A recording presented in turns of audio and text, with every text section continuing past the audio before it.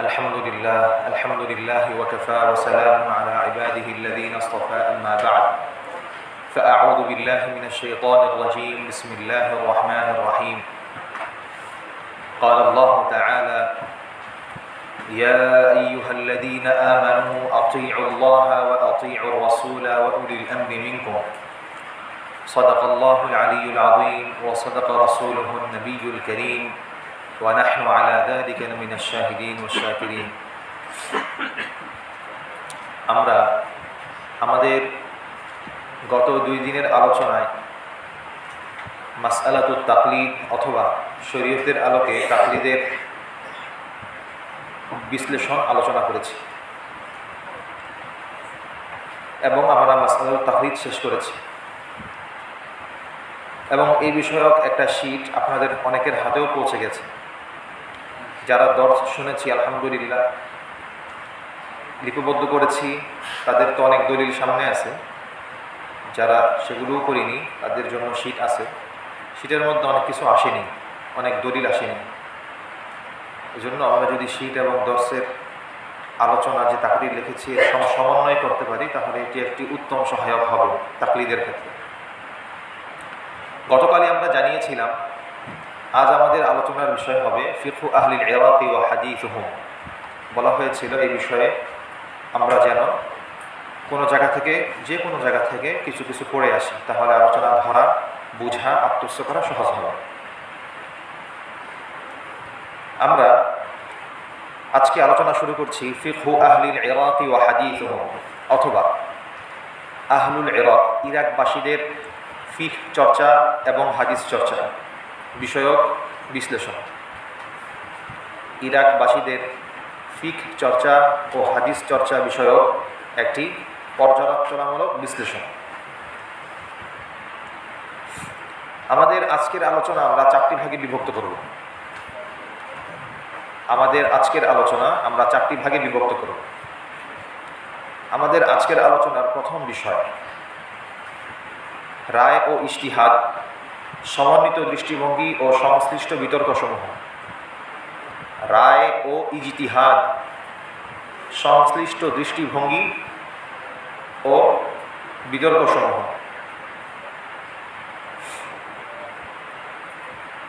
শুরুতেই আলোচনা করে নিই ইসলামে আর রায়ু, রায় এর অনেক মর্যাদা রয়েছে। রায় কাকে বলে? রায় হচ্ছে কোরআন এবং হাদিস এর আলোকে ফিকহের ওই মাসালার সমস্যার সমাধান বের করার চেষ্টা করা, যেগুলো কোরআন এবং হাদিসে সরাসরি নেই সেগুলোকে কোরআন এবং হাদিসের নীতিমালা বা উসুলুল কোরআন ও উসুলুল হাদিসের নীতিমালায় এর সমাধান বের করাকে রায় বলে। এই রায় এর ইতিহাস আমরা একদম সাহাবীদের যুগ থেকেই পাব। অনেকে এই রায়ের কারণে আবু হানিফা রাহিমাহুল্লাহকে গালমন্দ করেন, উনি আহলুর রায়। তো ওনারা যারা আহলুর রায় বলতে চান, ওনাদের রায় শব্দ দ্বারা উদ্দেশ্য হচ্ছে মনের মন গড়া কথা, মনের মন গড়া ব্যাখ্যা দেওয়া। আমরা দেখব যে ইমাম আবু হানিফা একাই কি আহলুর রায় ছিলেন, নাকি ফুকাহা কেরাম সকলেই আহলুর রায় ছিলেন? ফুকাহা কেরাম সকলেই আহলুর রায় ছিলেন, নাকি মুহাদ্দিসিন কেরাম সকলেই অধিকাংশই আহলুর রায় ছিলেন? আমরা আলোচনায় আনবো ইনশাআল্লাহ। প্রথমেই আমরা বললাম শিরোনাম ছিল রায় ও ইজতিহাদ, সমন্বিত দৃষ্টিভঙ্গি ও সংশ্লিষ্ট বিতর্কসমূহ। এই বিষয়ে আমরা প্রথমেই রায়ের পরিচয় এবং তার বাস্তবতা জেনে নিলাম। এখন এই রায়, এটি কি কোনো নিন্দার বিষয় নাকি এটা প্রশংসার বিষয়? রায় এটি একটি প্রশংসার বিষয়। রায় বুঝেন, রায় হিসাবে বলতে চাচ্ছি ইজতিহাদকে, রায় হিসাবে বলতে চাচ্ছি ইজতিহাদকে। ইজতিহাদ এটি একটি সুন্দর শব্দ, কিন্তু মুহাদ্দিসিনে কেরামের মধ্য থেকে কিছু আহলুল গুলু, সীমালঙ্ঘনকারী ব্যক্তিত্ব, ওনারা ফুকাহা কেরামের ব্যাপারে গালমন্দ করে থাকেন।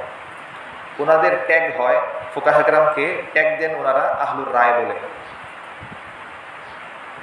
তাই আমরা রায় বিষয়ে আলোচনা করছি যে রায় আসলে কি, ফুকাহা কেরাম কি আসলেই আহলুর রায়?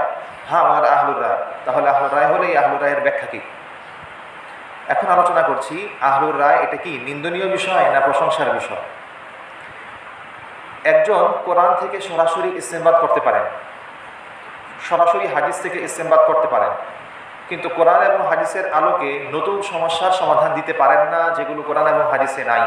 তাহলে ওনার থেকে ওই ব্যক্তি কি শ্রেষ্ঠ নয় যিনি কোরআন এবং হাদিসে যেগুলো আছে সেগুলোরও সমাধান দিতে পারেন, যেগুলো কোরআন এবং হাদিসে নেই এগুলোর আলোকে বাহির থেকেও সমাধান দিতে পারেন? এটা কি প্রশংসার বিষয় নয়? প্রশংসার বিষয়। আর এই প্রশংসার বিষয় হওয়ার কারণেই তো ইমাম আবু হানিফা হয়েছেন, শাফি হয়েছেন, মালিক হয়েছেন, আহমদ ইবনে হাম্বল হয়েছেন। যদি এমনটা না হতো তাহলে কোনো মাযহাব কায়েম হতো না। কেননা এক মাযহাব আরেক মাযহাবের তাকলিদ করত। সরাসরি কোরআন এবং হাদিসে যেগুলো আছে এগুলো তো একজন মুতাবাহহির আলেম সহজেই বুঝতে পারেন। ইজতিহাদের ক্ষেত্রটা কোথায়? ইজতিহাদের ক্ষেত্রটা তো ওই জায়গায় যেখানে কোরআন এবং হাদিসে কিছু নেই, এই বিষয়ক আলোচনা কিছু নেই, বরং এখান থেকে ইস্তিমবাদ করতে হচ্ছে। তখনই তো প্রশংসার বিষয় যে উনি এত ফাকাহাত ওনার আছে, এত ফিকহি যোগ্যতা, হাদিসি যোগ্যতা ওনার আছে যে উনি কোরআন এবং হাদিসের আলোকে নতুন সমস্যার সমাধান দিতে পারছেন। তাহলে এটা কি নিন্দার বিষয় না প্রশংসার বিষয়? প্রশংসার বিষয়। দ্বিতীয় বিষয়, হানাফি উলামায়ে কেরাম রায়ের ক্ষেত্রে পারদর্শী ছিলেন। হানাফি উলামায়ে কেরাম রায়ের ক্ষেত্রে পারদর্শী ছিলেন। যখন আমরা জানলাম রায় এটা নিন্দনীয় কোনো বিষয় নয়, বরং এটা প্রশংসার বিষয়, এরপর আমাদের আলোচনা হচ্ছে উলামাউল আহনাফ কুল্লুহুম আহলুর রাই। হানাফি উলামায়ে কেরাম সকলেই আহলুর রায় ছিলেন। এটা আমাদের মাযহাবের জন্য একটা বৈশিষ্ট্য যে আমাদের মাযহাবের প্রধান ব্যক্তিত্ব যিনি মুবতাকির উদ্ভাবন করেছেন এই মাযহাবকে, আবু হানিফা রাহিমাহুল্লাহ, উনি নিজে এবং ওনার যে মজলিস ছিল 40 জনের বোর্ড, প্রত্যেকেই বিশেষ করে আবু ইউসুফ এবং মুহাম্মদ রাহিমাহুমাল্লাহ ওনারা সকলেই আহলুর রায় ছিলেন। এবং আবু ইউসুফ এবং মুহাম্মদ রাহিমাহুল্লাহর হালতটা এমন ছিল ওনারা ইচ্ছা করলে নতুন মাযহাব কায়েম করতে পারতেন। এর দলিল কি? এর দলিল হচ্ছে আপনি হানাফি ফিকহের যে কোনো কিতাব খুলবেন যেখানে দলিল কেন্দ্রিক আলোচনা করা হয়েছে, সেখানে দেখবেন 100টা মাসালার মধ্যে 90টা মাসালার মধ্যেই আবু হানিফা এবং আবু ইউসুফ অথবা মুহাম্মদ রাহিমাহুল্লাহ আবু হানিফার সাথে দ্বিমত করেছেন। 100টা মাসালার মধ্যে 90টা মাসালাই এমন পাবেন যে দ্বিমত করেছেন। হুবহু মুওয়াফাকত করেছেন এমন খুব কমই পাবেন। তাহলে ওনারা নতুন মাযহাব কায়েম করলেন না কেন?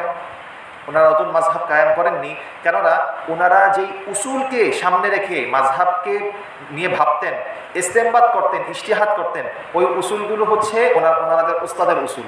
এজন্য ওনারা বের হননি। কেউ বলেন তা'যীমান লাহুম, অর্থাৎ আবু ইউসুফ এবং মুহাম্মদ রাহিমাহুল্লাহ ওনারা ওনাদের উস্তাদকে সম্মান দেখিয়ে ওনারা নতুন মাযহাব কায়েম করেননি। তবে সঠিক কথা হচ্ছে এইটাই যে ওনারা আবু হানিফা রাহিমাহুল্লাহর যেই কাওয়ায়েদগুলো আছে, জওয়াবেদগুলো আছে, ফিকহি জওয়াবেদ কাওয়ায়েদ, এগুলো থেকে বের হননি, বরং অনেক মাসলার ক্ষেত্রে বের হয়ে গেছে। এটা বলা অস্বাভাবিক ছিল না যে মাযহাবু আবু ইউসুফ, মাযহাবু মুহাম্মদ, কিন্তু আমরা বলি না কেন ওই এক জায়গায় এসে, কেননা মাযহাব আবু ইউসুফ এবং মুহাম্মদ রাহিমাহুল্লাহ যেই উসুলের আলোকে আবু হানিফার মুখালাফাত করেছেন, এই উসুলটা কার শেখানো উসুল? আবু হানিফা রাহিমাহুল্লাহর শেখানো উসুল।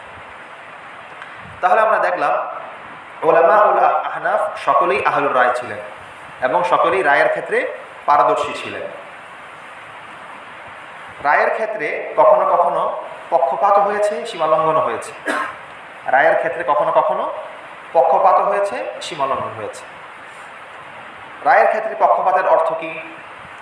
যখন মুহাক্কিকিন উলামায়ে কেরাম এবং সালাফ যারা ছিলেন আমাদের সালাফ, ওনারা রায়কে প্রাধান্য দিয়েছেন এবং রায়কে নিজেদের মাযহাব, মাসলাক, ফিক, হাদিস সকল ক্ষেত্রে ওনারা রায়কে গ্রহণ করেছেন, তখন একদল তৈরি হয়েছে যারা এই রায়কে পুঁজি বানিয়েছে এবং তা অপাত্রে প্রয়োগ করেছে।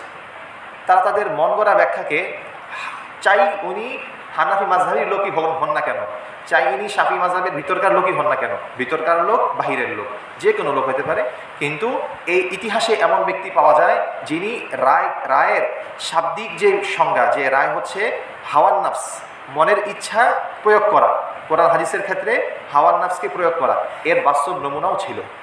যার কারণে ওলামাউল আহনাফ এবং বিশেষ করে ফুকাহা একরাম ওনাদেরকে মুহাদ্দিসিন একরাম আপত্তি করেছেন এইসব নির্দিষ্ট ব্যক্তির কারণে। সুতরাং রায়ের মধ্যে কি হয়েছে? পক্ষপাত হয়েছে এবং সীমালঙ্ঘন হয়েছে। আবার কিভাবে? কেউ কেউ রায়ের চরম বিরোধিতা করেছেন, বিরোধিতা করে যারা আহলুর রায় ছিলেন ওনাদেরকে বেদাতি বলেছেন এবং ওনাদের থেকে হাদিস গ্রহণ করা, ওনাদের থেকে ফিক গ্রহণ করাকে পথ ভ্রষ্টতার কারণ বলেছেন। মুহাদ্দিসিন কেরামের এক বিশাল জামাত, ওনারা ফোকাহা, ওলামাউল ফোকাহা অথবা বিশেষ করে হানাফি ফকি যারা, ওলামাউল আহনাফ যারা, বিশেষ করে ওনাদেরকে ভ্রান্ত বলেছেন, মন গড়া ব্যাখ্যাকারী বলেছেন এবং ওনাদের থেকে এলেম নেওয়ার বিষয়ে নিরুৎসাহিত করেছেন। এই বিষয়ে একটি ঘটনা মনে পড়ল, আপনারা ইনশাল্লাহ পড়বেন সামনে কোন এক প্রসঙ্গ আসলে। ইবনু জুরাইজ, মক্কার ইবনু জুরাইজ রাহিমাহুল্লাহ আর কুফার আব্দুল্লাহ ইবনুল মুবারক রাহিমাহুল্লাহ, তখন ওই সময়টা ছিল আবু হানিফা রাহিমাহুল্লাহর এলেম প্রচার প্রসার হওয়ার জয় জয়কার অবস্থা। শুধু কুফায় নয়, শুধু বসরায় নয়, শুধু ইরাকে নয়, শুধু মদিনায় নয়, মিশর পর্যন্ত সারা বিশ্বের আনাচে কানাচে সব জায়গায় আবু হানিফার ফিকহি দক্ষতা, ওনার পারদর্শিতা, ওনার কুদরত, ওনার মাহারাত, ওনার মালাকা ছড়িয়ে গেছে। পৃথিবীর মাঝে এক নতুন ব্যক্তিত্বের আবির্ভাব ঘটেছে এবং ওনার ফিকহি পারদর্শিতার দক্ষতার কথা সারা বিশ্বে ছড়িয়ে গেছে। তখন উলামাউল মাক্কা এবং উলামাউল মদিনা, ওনাদের কাছে আবু হানিফা রাহিমাহুল্লাহ সম্পর্কে ভুল তথ্য দেওয়া হয়েছে যে উনি আহলুর রায়, উনি মন গড়া ব্যাখ্যা দেন, উনি কোরআন হাদিসের নিজের মতো করে ব্যাখ্যা করেন। যখন এই সংবাদ শুনল, তখন পৌঁছলো, তখন বিশেষ করে ওলামা ও কুফা, ওলামা ও মাক্কা, ওনারা আবু হানিফা রাহিমাহুল্লাহর প্রতি একটু খারাপ দৃষ্টি ছিল। বিশেষ করে ইবনু জুরাইজ রাহিমাহুল্লাহ, উনি একটা আরবের এক মসজিদের ইমাম ছিলেন। ওই যুগে তো যিনি ইমাম হন উনি মুয়াজ্জিনও হন, আজানও দিতেন, নামাজও পড়াতেন এবং উনি অনেক বড় পর্যায়ের একজন হাদিস বিশারদ ছিলেন, ইলমি ব্যক্তিত্ব ছিলেন। ওনার হাদিসের মসনদে হাজার হাজার ছাত্ররা বিভিন্ন দিক থেকে আসতো। কিন্তু বলতে চাচ্ছি উনি হচ্ছেন বিশেষ করে মসজিদের ইমাম এবং মুয়াজ্জিন, মসজিদের দায়িত্বশীল। এদিকে মক্কারই এক ব্যক্তিত্ব আব্দুল্লাহ ইবনুল মুবারক, উনি ছাত্রত্ব গ্রহণ করার জন্য সফর করে আবু হানিফার কাছে গিয়েছেন। না, আব্দুল্লাহ মুবারক মক্কার না, উনি হচ্ছেন খোরাসানের।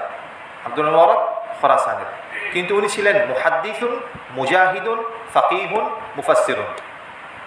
মুহাদ্দিসুন, ফাকিহুন, মুজাহিদুন, মুফাসসিরুন, অর্থাৎ উনি একই সাথে, যেমন হাদিস, উনি যখন হাদিসের মসনদে বসতেন হাজার হাজার ছাত্র, 4000, 5000 ছাত্র ওনার হাদিসের মসনদে বসে যেত।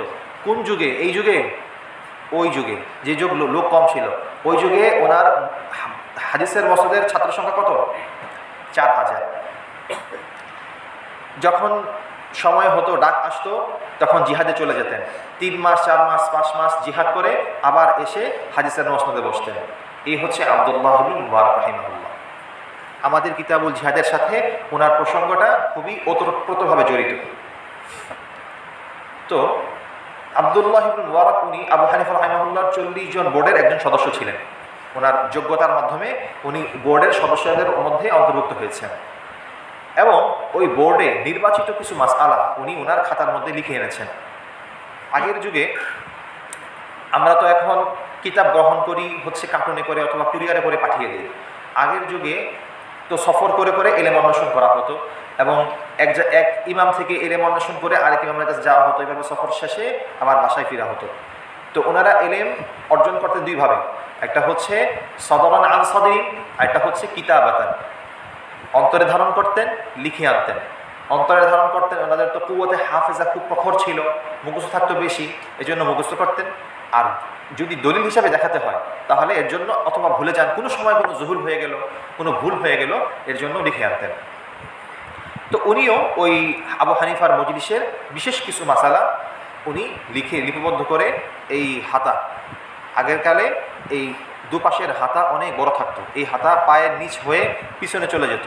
এই হাতার ভিতরে সব কাগজপত্র ঢুকানো হতো, এখান দিয়ে বন্ধ করা ছিল, এই হাতার ভিতরে সকল কাগজ কলম ঢুকানো হতো এবং এটাকে এনে গিট্টু দেওয়া হতো। পরে এভাবে দুই হাত রেখে ওনারা হাঁটতেন অথবা গাধার পিঠে উঠতেন। যখন উঠতেন এই পুরা বোঝাটা গাধার পিঠে দিতেন, উটের পিঠে দিতেন এবং এভাবে হাত রেখে ওনারা চলতেন।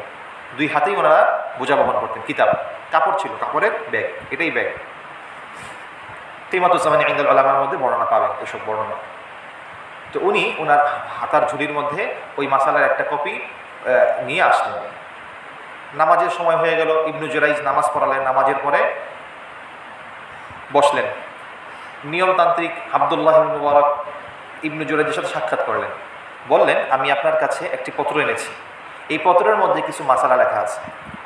উনি আবার আবু হানিফা রাহমাহুল্লাহকে চিনেন নুমান ইবনে আবু হানিফা হিসাবে। আবু হানিফা উনি হচ্ছেন বেদাতি এবং আহলুর রায়, মন গড়া ব্যাখ্যা দেন। তখন আবদুল্লাহ মুবারক উনি মাসালাগুলো পেশ করলেন এবং ওই মাসালা শেষে লেখা ছিল নুমান ইবনে সাবিত, হাদা কাউলু নুমান ইবনে সাবিত, এটা নুমান ইবনে সাবিতের কাউল। তো উনি নামাজের আগেই খাতাটা একটু দেখলেন, দেখে পরে ভাবলেন যে নামাজের সময় হয়ে গেছে, আব্দুল মুবারক তুমিও নামাজ পড়ো, আমিও নামাজ পড়ি, নামাজের পরে ইনশাল্লাহ আমরা বিস্তারিত দেখব। আসলে নামাজ পড়লেন, নামাজ পড়ে বসলেন, বসে এবার হাতের থেকে খাতাটা বের করলেন, বের করে পড়া শুরু করলেন। উনি পড়ছেন আর অভিভূত হচ্ছেন, প্রত্যেকটা মাসালা পড়ছেন আর অভিভূত হচ্ছেন। মাসালাকে এভাবেও ভাবা যায়, এভাবেও এর বিশ্লেষণ করা যায়, হাদিসের বাহিরে গিয়ে এভাবেও ব্যক্ত করা যায়। উনি পড়ছেন আর অভিভূত হচ্ছেন। যখন পুরো পৃষ্ঠা পড়া শেষ হলো, এই পৃষ্ঠা পড়া শেষ হলো, পরে দেখলেন এখানে লেখা নুমান ইবনে সাবিত। উনি আশ্চর্য হয়ে আবদুল্লাহ ইবনে জিজ্ঞেস করলেন, এই নুমান ইবনে সাবিতকে, উনি তো অনেক বড় ফকি, ওনার কাছে সফর করা উচিত।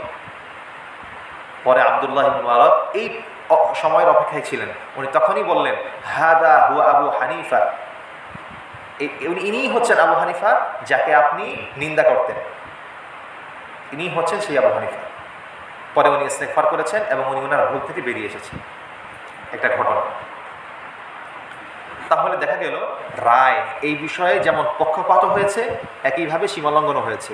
কেউ পক্ষপাত করতে গিয়ে খুব বেশি তাসাদ্দুদ করে ফেলেছেন, রায়ের গ্রহণ করতে গিয়ে একদম কোরআন হাদিসের উসুল থেকে বেরিয়ে গেছেন, কেউ সীমালঙ্ঘন করে রায়ের বিপক্ষে চলে গেছেন। এটা আমরা দেখালাম। এখন আমাদের আলোচনা হচ্ছে আবু হানিফা রাহিমাহুল্লাহ সম্পর্কে ভুল ধারণা ও তার জবাব। আবু হানিফা রাহিমাহুল্লাহকে যারা আহলুর রায় বলেন, ওনারা দলিল দেন যে আবু হানিফা রাহিমাহুল্লাহ উনি যেসব ফিকহি কাউল উল্লেখ করেন এর অধিকাংশ হচ্ছে উনি ওনার মন গড়া ব্যাখ্যা করেন, যার পক্ষে কোনো দলিল নেই। বাস্তবতা তাই। আপনি যদি হেদায়া করেন দেখবেন অনেক মাসালার ক্ষেত্রে কোনো হাদিস নেই। অনেক মাসালা কি হেদায়ার হাদিস আসেই বা কয়টা, এবং যেগুলো হাদিস আছে এইসব হাদিসও আবার জয়ীফ, মাউজু এবং হাসান লিগাইরিহি, জফে ইয়াসির, জফে শাদীদ, মানে হালতগুলো হাদিসগুলোর এমন যেগুলোর উপর আস্থা রাখা যায় না। আবার কিছু কিছু হাদিস আছে একদম সহিহ। তো এমনটা কেন হলো? আলোচনা অনেক। যে যাদের মোতালা আছে তারা তো অল্পতেই বুঝে যাবেন, যাদের মোতালা নেই ওনাদের সময় লাগবে। প্রথম কথা হচ্ছে হানাফি ফিকহের এমন কোনো মাসালা নেই, এমন কোনো হাদিস, এমন কোনো প্রসঙ্গ নেই, মাসালা নেই যে মাসালার পক্ষে কোনো কোরআন অথবা হাদিস থেকে সরাসরি অথবা কোরআন এবং হাদিসের ইশারায় কোনো দলিল নেই, এমন কোনো মাসালা নেই। এক নম্বর কথা বুঝে আসছে, হানাফি ফিকহের প্রত্যেকটা মাসালার পিছনে অবশ্যই সরাসরি কোরআন অথবা সরাসরি হাদিস, মুবাশারাতান অথবা ইশারাতান কোরআন এবং হাদিসের দলিল আছে। যদি এটাও না পাওয়া যায় তাহলে আমালুস সাহাবা আছে। যদি এটাও না পাওয়া যায় আতারুস সাহাবা আছে। এটাও না পাওয়া যায় তাহলে আমালু আহলিল মদিনা আছে। এটাও না পাওয়া যায় আমালুল মুতাদিলিন আছে। আমালু মুতাদিলিন আছে। অর্থাৎ বলতে চাচ্ছি হচ্ছে খায়রুল কুরুনের আমল আছে। খায়রুল কুরুনে যাদেরকে ইয়াদাদারকে করেছেন নবী সাল্লাল্লাহু আলাইহি ওয়াসাল্লাম নিজেই করেছেন, খায়রুল কুরুনি কারনি সুম্মা আল্লাযিনা ইয়ালুনাহুম। তাহলে যেই যুগ সম্পর্কে নবী বলছেন খায়রুল কুরুন, তাহলে ওই যুগের যারা সাহাবা ছিলেন, ওই যুগের যারা তাবী ছিলেন, ওনাদের আমলগুলো দলিল কিনা? ওনাদের আমলগুলোও দলিল। এমন অনেক দেখা গেছে কিনা যে আপনারা পড়েছেন হয়তো, অনেক এমন দেখা গেছে কিনা যে সহিহ হাদিস থাকা সত্ত্বেও অনেক সাহাবী এই সহিহ হাদিসের উপর আমল করেননি। এমন অনেক দেখা গেছে কিনা যে রাওয়ী নিজে হাদিস বর্ণনা করে উনি নিজে এর উপর আমল করেননি, দেখা গেছে। সুতরাং হানাফি ফিক এর ক্ষেত্রে বললাম সরাসরি কোরআন, সরাসরি হাদিস অথবা ইশারাতান, দালালাতান অথবা আমালু আহলিল মদিনা, আমালু আহলিল কুফা অথবা আমালু খায়রুল কুরুন অবশ্যই পাওয়া যাবে। এখন আমরা ফিকহে হানাফির যেসব মাসালার ক্ষেত্রে দেখি যে এগুলোর দলিল নেই, শুধু চিন্তাগত দলিল, আকলি দলিল পাই আমরা, তো আমরা বলবো এগুলো তো আহলুর রায় হওয়ার ক্ষেত্রে এগুলো সবচেয়ে বড় দলিল, কারণ এখানে কোরআনের নস কোথায়, হাদিসের নস কোথায়, ঠিক না? এটা আমরা বলবো। তো প্রথম কথা হচ্ছে এই সরাসরি এই মাসালার কোরআন এবং হাদিস থেকে দলিল কি, এইটা এই কিতাব হেদায়া কিন্তু আবু হানিফা লেখেননি, হেদায়া আবু হানিফা লেখেননি, মুখতাসারুল কুদুরি আবু হানিফা লেখেননি, শরহুল উকায়া আবু হানিফা লেখেননি। এগুলো লিখেছেন পরবর্তী হানাফি মাযহাব অবলম্বনকারী কতক উলামায়ে কেরাম, হানাফি মাযহাব অবলম্বনকারী গ্রহণকারী কতক উলামায়ে কেরাম, এবং ওনারা নির্ভরযোগ্য উলামায়ে কেরাম। তাহলে হেদায়ার কোনো হাদিস পেলেই বলা যাবে না এইটা আবু হানিফা হাদিস হিসাবে এনেছেন, হেদায়ার কোনো আকলি কাউল পেলেই বলা যাবে না এইটা আবু হানিফার আকলি কাউল, বরং এটা হচ্ছে ওই মুসান্নিফ ওনার দায়রার ভিতর থেকে, ওনার মোতালার ভিতর থেকে উনি যা পেয়েছেন তা লিখেছেন। এমন অনেক আছে হেদায়ার মধ্যে দেখানো হয়েছে মাসালা এবং এরপরে আকলি দলিল, উনি কোনো নকলি দলিল আনেননি, অথচ আবু হানিফার কিতাবুল আসারের মধ্যে সরাসরি পক্ষে স্পষ্ট দলিল আছে। ওনার ওই সম্পর্কে ধারণা ছিল না, এই লেখক যিনি লিখেছেন এই কিতাব লিখেছেন, ওনার ওই সম্পর্কে ধারণা ছিল না হয়তো, এই জন্য উনি আনেননি। ঠিক আছে? তাহলে ইমাম আবু হানিফা সম্পর্কে যে আমাদের ভুল ধারণা যে আমার কাছে আমার হানাফি ফিখের যে কোনো কিতাব খুলে আমি যে মাসলা পাচ্ছি এর সপক্ষে দলিল না পেলে একথা বলা যাবে না, আবু হানিফাও পাননি, এবং আবু হানিফাও এখানে রায়ের অনুসরণ করেছেন, এটা বলা যাবে না। এটা বুঝে আসছে? হেদায়া আবু হানিফার কিতাব, শরহুল উকায়া আবু হানিফার কিতাব, ফিকহি যেসব কিতাব বাদাইউস সানাঈ এগুলো আবু হানিফার কিতাব, রদ্দুল মুখতার আবু হানিফার কিতাব, কোনোগুলি আবু হানিফার কিতাব না, বরং সবগুলোই ফিকহে হানাফিকে অবলম্বন করে লেখা হয়েছে। এখন দেখা যাবে কোনো দলিল উপস্থাপনার ক্ষেত্রে লেখক সঠিকতায় পৌঁছেছেন, কোনো দলিল উপস্থাপনার ক্ষেত্রে লেখক সঠিকতায় পৌঁছেননি। হ্যাঁ, উনি যেটা বলেছেন এটাও সঠিক, তবে এর চেয়েও শক্তিশালী দলিল ছিল। ঠিক আছে? আচ্ছা, আমাদের পরবর্তী আলোচনা, হানাফি মাযহাবকে যারা আহলুর রায় বলে গালি দিতেন এদের মধ্যে উল্লেখযোগ্য একজন ব্যক্তি হচ্ছেন ইবনু হাজম রাহিমাহুল্লাহ, ইবনু হাজম জাহিরি। উনি তো হানাফি মাযহাবকে এবং ফুকাহা কেরামকে আহলুর রায় বলে ভর্ৎসনা করবেন তো দূরের কথা, উনি তো মাযহাবকেই মানেন না।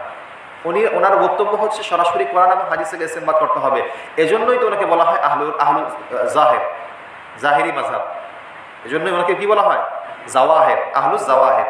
ইবনে হাজম জাহিরি রাহিমাহুল্লাহ, ওনার কিতাব আছে মুহাল্লা, অনেক বড় ইলমি ব্যক্তিত্ব, অনেক গভীর জ্ঞান, সব কিছু ঠিক আছে, এবং ওনার কিতাব থেকে উপকৃত হওয়া যাবে, কিন্তু মাযহাব তাকলিদ রায় এর ক্ষেত্রে ওনার কিছু সিদ্ধান্ত ছিল। তো দেখা গেছে উনি নিজেই ওনার কিতাব মুহাল্লার মধ্যে অনেক রায়ের অনুসরণ করেছেন।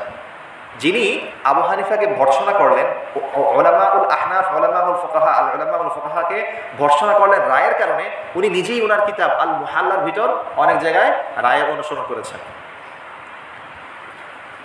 আল্লাহু আকবার। আমাদের রায় সংক্রান্ত সর্বশেষ আলোচনা, আরও কিছু আলোচনা ছিল, সময় সংক্ষেপের কারণে করছি না। রায় সংক্রান্ত আমাদের সর্বশেষ আলোচনা, সেটা হচ্ছে যারা রায় অথবা ইজতিহাদ, রায় হচ্ছে, আমরা রায় শব্দ কেন বলছি, কেননা এই রায় শব্দ হচ্ছে মুহাদ্দিসিন একরাম অথবা আহলুজ জাওয়াহের, ওনারা হানাফি মাযহাব অথবা ফুকাহা একরামকে যেই শব্দ বলে গালি দিতে চান, যেই শব্দ বলে ভর্ৎসনা করতে চান, সেই শব্দটা হচ্ছে রায়। এর সুন্দর শব্দ হচ্ছে ইজতিহাদ, ইজতিহাদ। এখন এই ইজতিহাদ অথবা রায়ের যারা নেন ওনারা কি পদ্ধতি অবলম্বন করেন? ওনারা 3টা পদ্ধতি অবলম্বন করেন। 1 নাম্বার তাহকিকুল মানাত, 2 নাম্বার তানকিহুল মানাত, 3 নাম্বার তাখরিজুল মানাত। এভাবে না বলে উল্টাও বলতে পারেন, 1 নাম্বার তাখরিজুল মানাত, তানকিহুল মানাত, তাহকিকুল মানাত। মানাত মানে কি? মানাত হচ্ছে উৎস, মাসালার কোনো আলোচনা উৎস বিষয়। প্রথম হচ্ছে তাখরিজুল মানাত, যখন কোনো আধুনিক বিষয় সামনে আসলো, ওলামা উল আহনাফ ওনারা কী করেন, ফুকাহা কেরাম কী করেন, সরাসরি দেখেন এই মাসলার সাথে হুবহু কোনো মাসআলা তাখরিজুল মানাত কোনো জায়গায় আছে কিনা, কোনো কিতাবে, কোরআন, হাদিসে অথবা সালাফের কোনো কওলে কোথাও পাওয়া যায় কিনা। যদি পাওয়া যায় তাহলে সেটাকে তাখরিজ করেন, এটাকে কি বলে? তাখরিজুল মানাত। 2 নাম্বার তানকিহুল মানাত, ওনারা দেখেন যেই কওল এবং যেই নুসুস আমরা পেয়েছি, এই নুসুসের সাথে আধুনিক যুগের বিষয়ের সমন্বয় কতটুকু, এটাকে তানকিহ করেন। অথবা যেই কওল আমি পেয়েছি এই কওল কি আসলেই মুনাক্কাহ, অর্থাৎ এই কওলের উপর ফতোয়া এবং এই কওলের ব্যাপারে কেউ আপত্তি করেছেন কিনা, এটা দেখেন। যেমন কোনো একটা আধুনিক যুগের মাসলা আসলো, মাসলা আসার পরে এর সমাধান আমি পাচ্ছি না, তো দেখতে হবে সরাসরি কোরআন আছে কিনা, এগুলো মুজতাহিদের কাজ, সরাসরি কোরআন আছে কিনা, হাদিসে আছে কিনা, কোরআন হাদিসের না থাকলে সালাফের কওলের মধ্যে পাওয়া যায় কিনা, ওখানে না পাওয়া গেলে পূর্ববর্তী কোনো ফুকাহা কেরাম এই ব্যাপারে কাছাকাছি কোনো দলিল দিয়েছেন কিনা। যদি দলিল পাওয়া যায় তাহলে এই পাওয়াকে বলে তাখরিজুল মানাত। পাওয়ার পরে যেটা পেলাম এটা সঠিক কিনা, এর পক্ষে বিপক্ষে কোনো রদ আছে কিনা, এগুলো যাচাই করাকে কি বলে? তানকিহুল মানাত। সর্বশেষ তাহকিকুল মানাত। এই মাসালা, হ্যাঁ মাসালাও পেলাম এবং এটা ঠিকও আছে, এখন এটাকে আধুনিক যুগের মাসলার সাথে আমরা প্রয়োগ করব, আধুনিক যুগের মাসলার সাথে আমরা প্রয়োগ করব। এই প্রয়োগ করাটা যথাযথ হচ্ছে কিনা এটাকে বলে তাহকিকুল মানাত। তিনটা লিখেছেন সবাই? তাখরিজুল মানাত, তানকিহুল মানাত, তাখরিজুল মানাত, তানকিহুল মানাত, তাহকিকুল মানাত। ঠিক আছে, এই তিনটা পদ্ধতি ওনারা অবলম্বন করেন। আমাদের আজকের আলোচনার দ্বিতীয় বিষয় ছিল ইস্তেহসান। আজকের আলোচনার দ্বিতীয় বিষয় কি? ইস্তেহসান। ইস্তেহসান কাকে বলে? রায় এবং ইজতিহাদ, এটা হচ্ছে একদম শুরুর স্তর। রায় এবং ইজতিহাদের পরবর্তী স্তর হচ্ছে ইস্তেহসান। ইস্তেহসানের বাংলা যদি একসঙ্গে বলতে চান তাহলে এটা হচ্ছে সূক্ষ্ম কিয়াস। কি কিয়াস? সূক্ষ্ম কিয়াস। ইজতিহাদ তো কোরআন এবং হাদিসে পাওয়া যায় না, বরং কোরআন এবং হাদিস থেকে বের করতে হয়, এটাকে ইজতিহাদ বলে। পরবর্তী ধাপ হচ্ছে কিয়াস। কিয়াস কাকে বলে? তুলনা করাকে বলে। একটার সাথে মাকিস আলের সাথে তুলনা করাকে কিয়াস বলে। অর্থাৎ আমার কাছে যেই নতুন মাসালা এসেছে, এই মাসালার সাথে হুবহু এই প্রসঙ্গে আরেকটা মাসালা, আরেকটা নুসুস আছে, ওইটার সাথে এটাকে কিয়াস করাকে, অর্থাৎ মিলানোকে, মাকিস আলের সাথে মিলানোকে কিয়াস বলে। এটা হচ্ছে স্বাভাবিক অবস্থায় কিয়াস। কিন্তু অনেক সময় এমন দেখা যায় যে সরাসরি এই মাসলার সাথে ওই মাসলা মিলে না, তবে সূক্ষ্ম একটা দিক মিলে, সূক্ষ্ম একটা দিক মিলে, এটাকেই বলে ইস্তেহসান। এটাকে কি বলে? ইস্তেহসান। তাহলে কিয়াস হচ্ছে ইজতিহাদের পরবর্তী স্তর এবং কিয়াসের পরিচয় হচ্ছে এক মাসালাকে পূর্ববর্তী আরেক মাসলার সাথে মিলানো। আর ইস্তেহসান হচ্ছে সরাসরি মিল নেই, তবে সূক্ষ্ম এক দিক থেকে, অনেক দূরবর্তী এক দিক থেকে মিল আছে, এটাকে ইস্তেহসান বলে। প্রথমে আমরা ইস্তেহসানের তারিফ জেনে নিলাম। এখন হচ্ছে এই ইস্তেহসান, এটা কি শুধু হানাফিরাই করেন নাকি সকলেই করেন? আমরা দেখব এই ইস্তেহসান শুধু হানাফিরা করেন না। এই ইস্তেহসান যেমনভাবে হানাফিরা করেন, এমনইভাবে চার মাযহাব এবং চার মাযহাবের বাইরে এবং যারা ইস্তেহসানের বিরোধী তারাও করেন। আর করবেন না কেন? আধুনিক যুগের কোনো যখন মাসালা আসে তখন ওনারা ইস্তেহসান করতে বাধ্য হবেন। কেননা আধুনিক যুগের এমন অনেক মাসালা আছে, যেই বিষয় আধুনিক মানুষ আবিষ্কার করেছে, এমন আবিষ্কার বিগত সময়ে হয়ইনি। তবে অনেক দূরবর্তীভাবে মিলালে অনেক দূরবর্তীভাবে একটা নমুনা পাওয়া যায়, হয়তো এটা মিলতে পারে। ঠিক আছে না? আধুনিক যুগের যেসব নব আবিষ্কার হচ্ছে, তো এই জন্য সকল ফুকাহা কেরাম উনি ফকি হবেন আর ইস্তেহসান করবেন না, এটা হবে না। তো ফকিদেরকে ইস্তেহসান কি জিনিস এটা বুঝাইতে হয় না, এটা বুঝাইতে হয় কাদেরকে? মুহাদ্দিসিনে কেরামের মধ্যে যারা গুলু, তাদেরকে বুঝাইতে হয়, এবং যারা আহলুর রায় বলতে কি যারা জাহিরি, তাদেরকে বুঝাইতে হয়, এবং বিশেষ করে আমাদের এই যুগের যারা লামাযহাবী, তাদেরকে এই বিষয়টা বুঝাইতে হয়। তাহলে ইস্তেহসান থেকে কেউ মুক্ত থাকতে পারবে না, এই বিষয়টা বুঝছেন? আধুনিক যুগের মাসালায় ইস্তেহসান থেকে কারো মুক্ত থাকার সুযোগ নেই। যদি কেউ ইস্তেহসান থেকে মুক্ত থাকে তাহলে বলতে হবে সে তার মন গড়া ব্যাখ্যা করেছে। এবার আসেন ইস্তেহসান যেটা আমরা করব, এটা কি নিজের মন গড়া হাওয়ার নাফসের ভিত্তিতে? একটা মাসলা আসছে তো আমি আরেকটা মাসলাকে মিলাই দিলাম, এতটুকুই হবে? নাকি এটা কোরআনের সকল কাওয়াইদের সাথে, উসুলের সাথে মিলতে হবে, হাদিসের সকল উসুলের সাথে মিলতে হবে? এমন হতে পারবে না যাতে আমি এই ইস্তেহসান করে যে মাসলাটা বের করলাম এর বিপক্ষে কোরআনের কোনো নস পাওয়া যায়, এর বিপক্ষে হাদিসের সামান্য কোনো নস পাওয়া যায়। যদি নস পাওয়া যায় তাহলে এই ইস্তেহসান বাদ। এটা হচ্ছে ইস্তেহসানের মানদণ্ড। ঠিক আছে?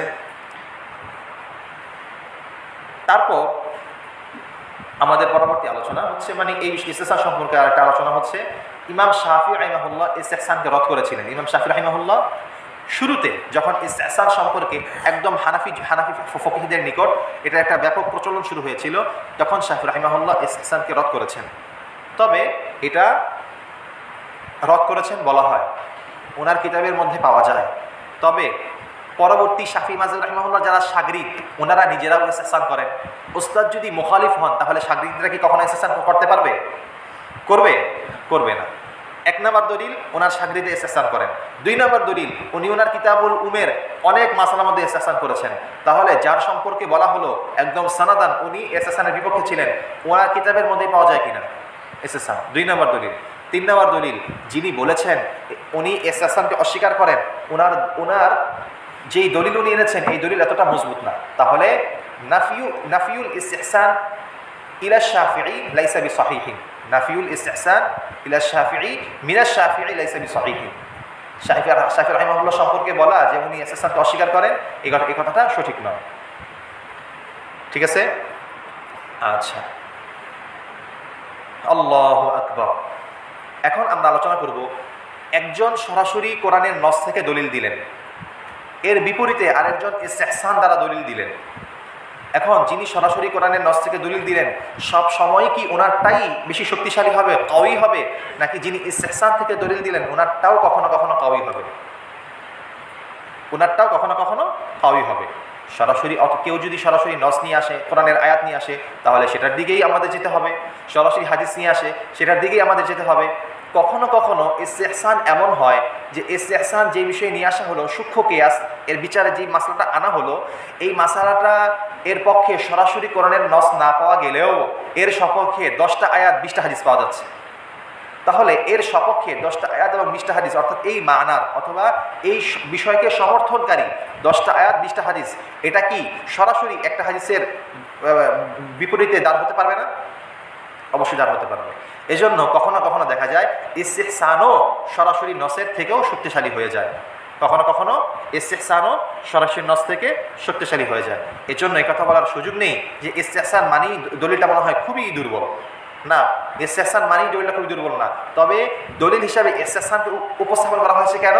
কেননা এভাবে উপস্থাপন করলে এটা হিকমতপূর্ণ হয়। কোরআনের আরও 10টা আয়াতকে সামনে রাখলে যে বিধানটা বুঝে আসে ইস্তেহসান দ্বারা সেই বিধানটা বুঝে আসে, এই জন্য ইস্তেহসান বলা হয়েছে। ঠিক আছে? আচ্ছা, আরও অনেক আলোচনা আছে, কিন্তু আমরা ইস্তেহসানের আলোচনা শেষ করে দিলাম। পরবর্তীতে যাদের আরও বিষয় মাসলা হল করতে হয় আমাদের কাছে যোগাযোগ করবেন।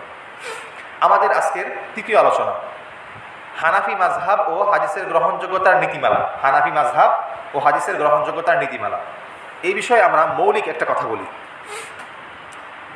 দেখেন, 400 শতাব্দীর আগে এবং 400 শতাব্দীর পরে, অথবা 200 শতাব্দীর আগে এবং 200 শতাব্দীর পরে, এটাই ধরেন 200 শতাব্দীর আগে এবং 200 শতাব্দীর পরে হাদিস বিচারের, হাদিসের নক্তব্য বুঝেন, সমালোচনা করা, হাদিসকে যাচাই করা, হাদিস যাচাই করার বিষয়ে 200 শতাব্দীর আগের নীতিমালা এক ছিল, 200 শতাব্দীর পরের নীতিমালা এক ছিল। 200 শতাব্দীর আগের লোক হচ্ছেন আবু হানিফা এবং মালিক রাহিমাহুল্লাহ, ইনারা এই 2 মাযহাব। আর 200 শতাব্দীর পরের মাযহাব হচ্ছে শাফিঈ এবং হাম্বলি মাযহাব। স্বাভাবিকভাবেই হানাফি এবং মালিকি মাযহাব ওনাদের দলিলগুলো কাছাকাছি হয় এবং শাফিঈ এবং হাম্বলি মাযহাব ওনাদের দলিলগুলো কাছাকাছি হয়। কেননা 200 শতাব্দীর আগে হাদিস যাচাই দলিল গ্রহণের পদ্ধতি এক ছিল, 200 শতাব্দীর পরে দলিল গ্রহণের পদ্ধতি ভিন্ন ছিল। কি পদ্ধতি? 200 শতাব্দীর আগের শতাব্দী হচ্ছে খায়রুল কুরুনের শতাব্দী, প্রথম শতাব্দী সাহাবীদের শতাব্দী, দ্বিতীয় শতাব্দী তাবিঈদের শতাব্দী, তৃতীয় শতাব্দী তাবিঈদের শতাব্দী। তাহলে আবু হানিফা কি? তাবিঈ। ওনার ছাত্র আবু ইউসুফ কি? তাবিঈ। তো যেটা খায়রুল কুরুন হবে, যেটা তাবিঈদের যুগ হবে, সাহাবীদের যুগ হবে, তাবিঈদের যুগ হবে, ওই যুগে মিথ্যা এবং কোরআন হাদিসের ভুল ব্যাখ্যা খুব কম হবে। কেউ যদি করে তাহলে সবাই ধরে ফেলবে। সাহাবাদের উপস্থিতিতে কারো তো এই কথা বলার সুযোগ নেই আমি নবী থেকে এমন হাদিস শুনেছিলাম, কেননা এত এত সাহাবা, ওনারা কই ছিলেন? তাহলে এই কথা বলার সুযোগ নেই। তো সাহাবীদের যুগে, তাবিঈদের যুগে কেউ যদি মিথ্যা বলতো তাহলে সকলেই জানতো, পুরা মদিনাবাসী সকলেই জানতো মদিনার মধ্যে 2 জন মিথ্যাবাদী আছে। হাত্তাকে কেউ যদি সনদ বলার মধ্যে একজনের নাম ছুটে যেত, সাথে সাথে 10 জন 20 জন হাজার হাজার ছাত্রের এটা ধরে ফেলতো, হুজুর আপনার মনে হয় এই হাদিসের এই সনদটা জহুল হয়ে গেছে। এই হচ্ছে 200 শতাব্দীর আগের অবস্থা। 200 শতাব্দীর পরে যেহেতু এই শতাব্দীর ব্যাপারে হুজুর সাল্লাল্লাহু আলাইহি ওয়াসাল্লামের খায়রুল কুরুনের কি নেই, সাক্ষ্য নেই, এজন্য এই শতাব্দীতে অনেক কাজ্জাব দাজ্জাল বের হয়ে গেছে এবং ওনারা হাদিস বানানো, দলিল বানানো, সাহাবীদের কওল নকল করা, ওনাদের মাযহাব নকল করা, নিজের মন গড়া ব্যাখ্যা করা, ফিতনা ফাসাদ সব শুরু হয়ে গেছে কখন? 200 শতাব্দীর পরে এসে। এজন্য 200 শতাব্দীর পরে হাদিস যাচাই বাছাই করা খুব কঠিনের সাথে হয়েছে। ঠিক আছে? এখন আমাদের যে বুখারী রাহিমাহুল্লাহর এই কিতাব, বুখারী রাহিমাহুল্লাহর এই কিতাব, ওনার ওফাত হচ্ছে 256 হিজরি। ওনার ওফাত কত? 256 হিজরি। তো উনি 200 শতাব্দীর আগের না পরের? পরের।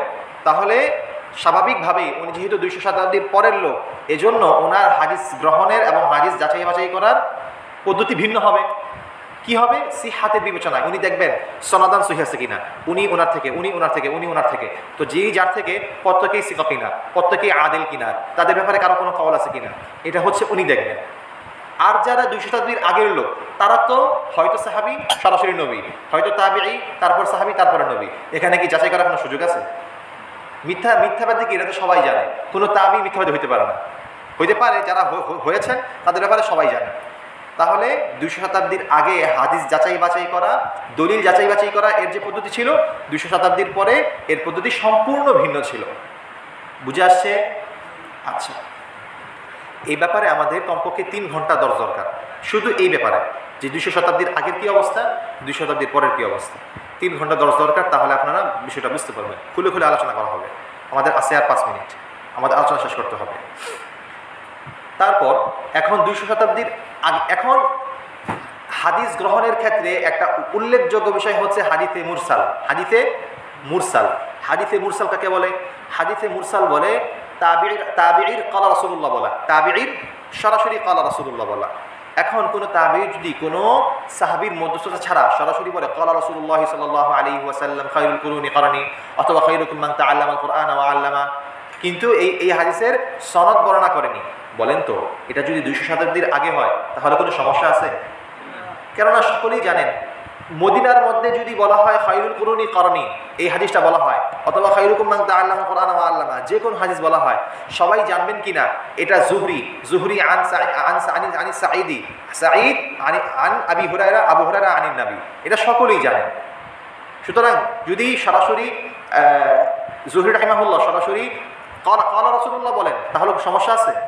কেননা এই হাদিসের সনদ কি, এটা উনি একদিন 2 দিন না, লাগাতার দরজ দিচ্ছেন, প্রতিদিন দরজ দিচ্ছেন, হাদিসগুলো বারবার আসছে, ছাত্ররা আসছেন, হাদিস নিচ্ছেন, চলে যাচ্ছেন, সকলের হাদিস মুখস্থ আছে। সুতরাং যদি বলেন উনি বলেন খায়রুল কুরুনি কারণে, সবাই জানবে এই হাদিসের সনদ কি। কেননা এখানে তো মাত্র 1-2 জন, এখানে বলা লাগবে না যে উনি সিকা কিনা, উনি এই কিনা সেই কিনা, এটা বলার প্রসঙ্গই নাই।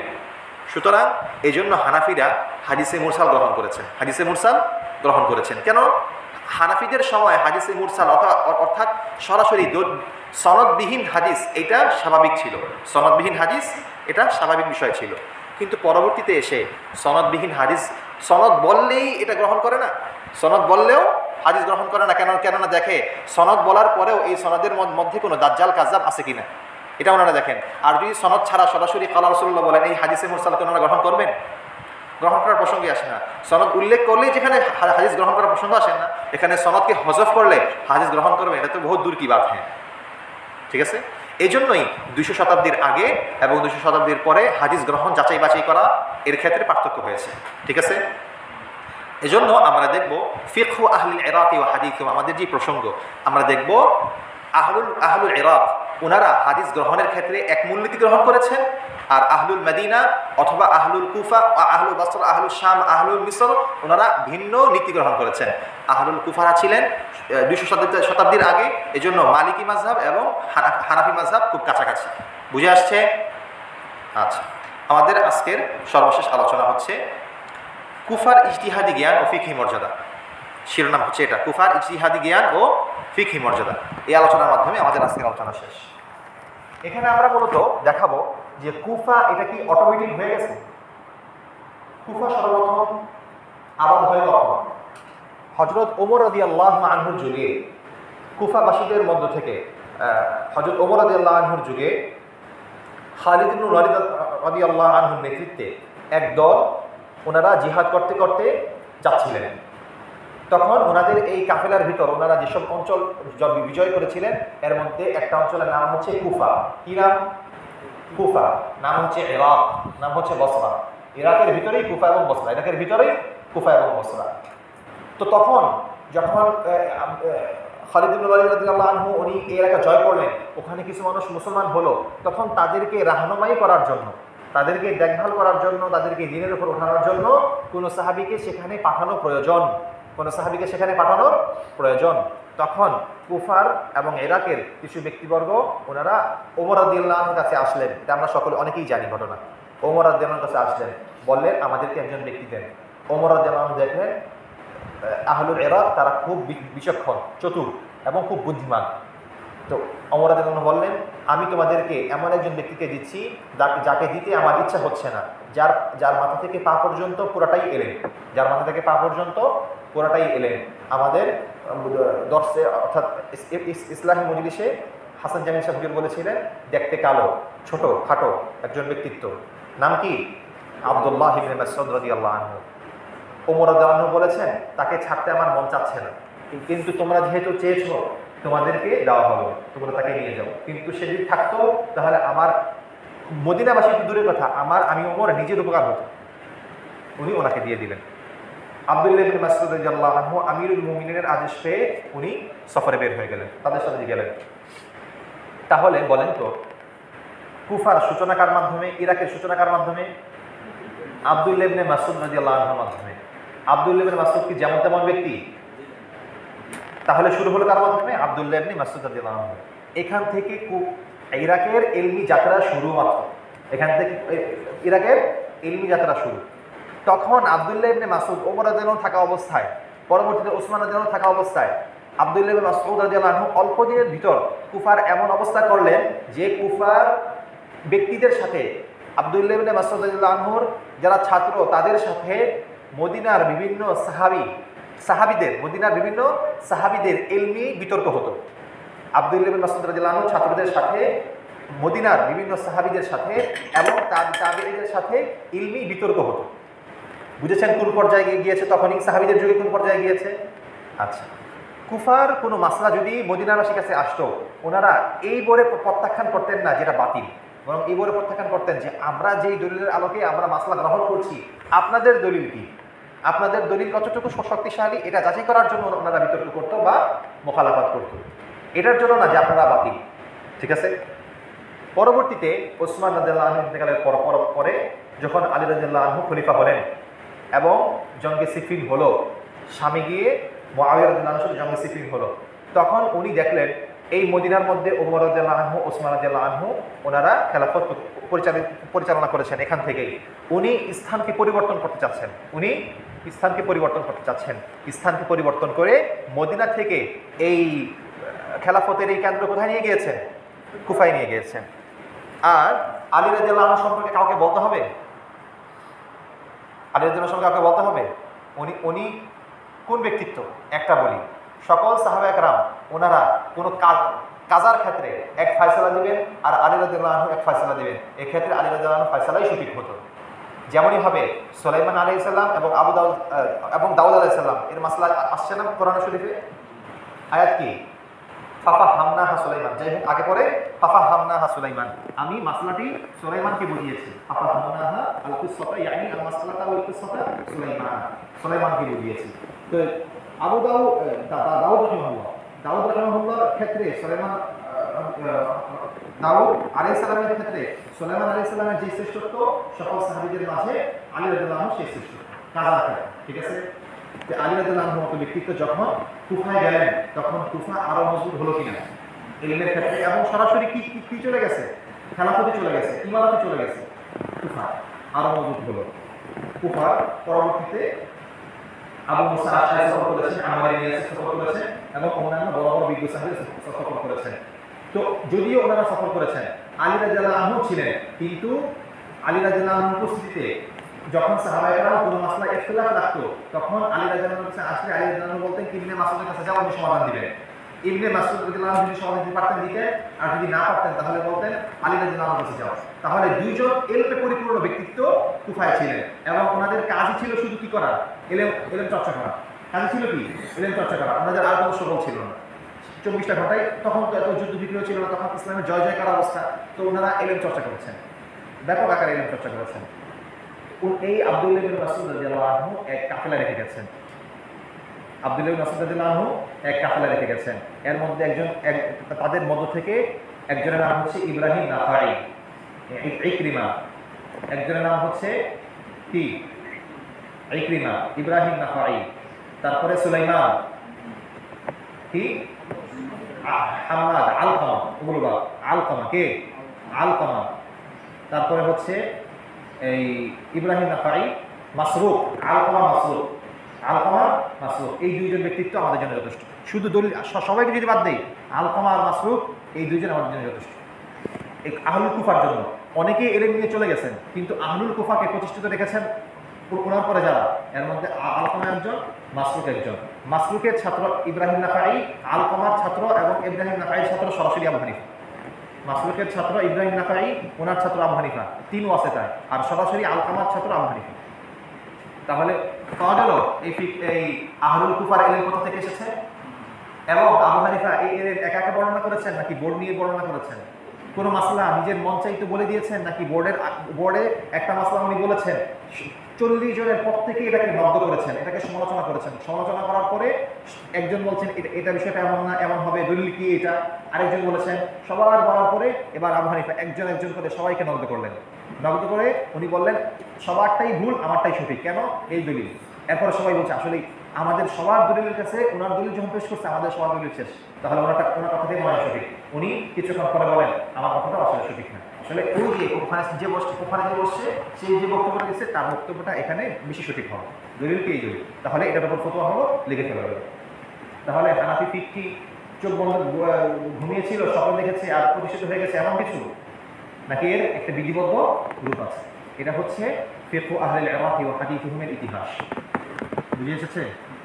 আল্লাহ তাআলা আমাদেরকে যে 4টি বিষয় আমরা আলোচনা করলাম, এই 4টি বিষয়কে খুব ভালোভাবে বোঝার এবং সেগুলো মনে রাখার তৌফিক দান করেন।